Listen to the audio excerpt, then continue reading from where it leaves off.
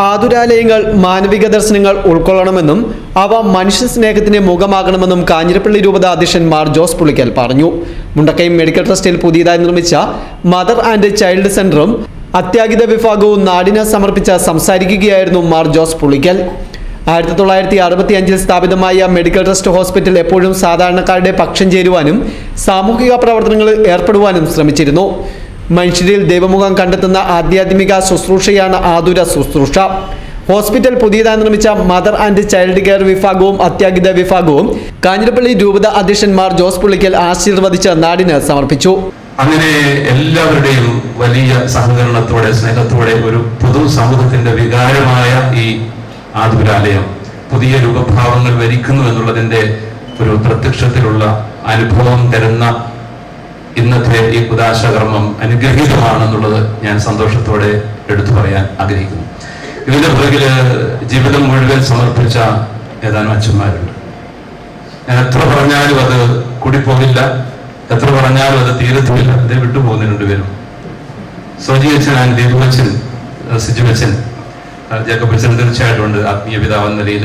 ഈ സോജി അച്ഛനും ദീപു അച്ഛനും എന്ന് പറയുന്ന രണ്ട് വ്യക്തികൾ ഇതിനെ ഇതാക്കി മാറ്റിയെന്ന് എനിക്ക് വളരെ സന്തോഷത്തോടെ അഭിമാനത്തോടെ പറയാനായിട്ട് പറ്റും.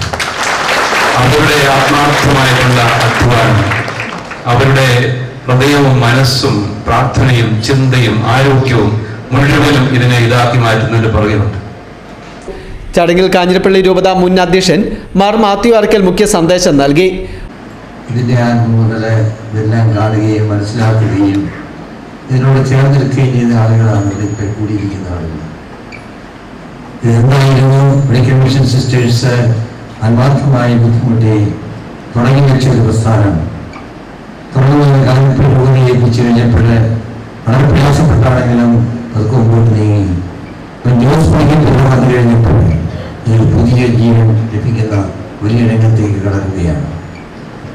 എല്ലാവരുടെയും സഹകരണത്തോടുകൂടി ഇത് മനോഹരമായി ഈ നാടിന് മുഴുവൻ അനുഗ്രഹമായി കൃപയായിട്ട് തീരും എന്നുള്ളതിനെ കുറിച്ച് സംശയമില്ല.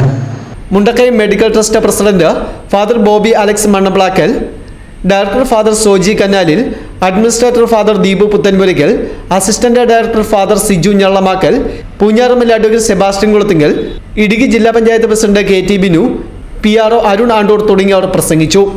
80,000 ചതുരശ്ര അടിയിൽ പണിതീർത്ത പുതിയ കെട്ടിട സമുച്ചയത്തിൽ അത്യാഹിത വിഭാഗം, radiology department, neonatal ICU, paediatric ICU, 8 operation തിയേറ്ററുകൾ തുടങ്ങിയവ ഉൾപ്പെടുന്നു. പുതിയ കെട്ടിട സമുച്ചയത്തിന്റെ പ്രവർത്തനം 2 ഘട്ടങ്ങളിലായി ആരംഭിക്കും. ജൂൺ 15 അത്യാഹിത വിഭാഗവും radiology department, gynaecology and maternity വിഭാഗവും എന്നിവയുടെ പ്രവർത്തനവും ആരംഭിക്കും. 4 ഗൈനക്കോളജിസ്റ്റുകൾ, 3 പീഡിയാട്രിസ്റ്റുകൾ, 2 അനസ്തേഷ്യകൾ തുടങ്ങി 14 സ്റ്റാഫുകൾ അടങ്ങുന്ന സംഘം മദർ ആൻഡ് ചൈൽഡ് കെയർ സെന്ററിനെ നയിക്കും. News bureau, Mundakayam.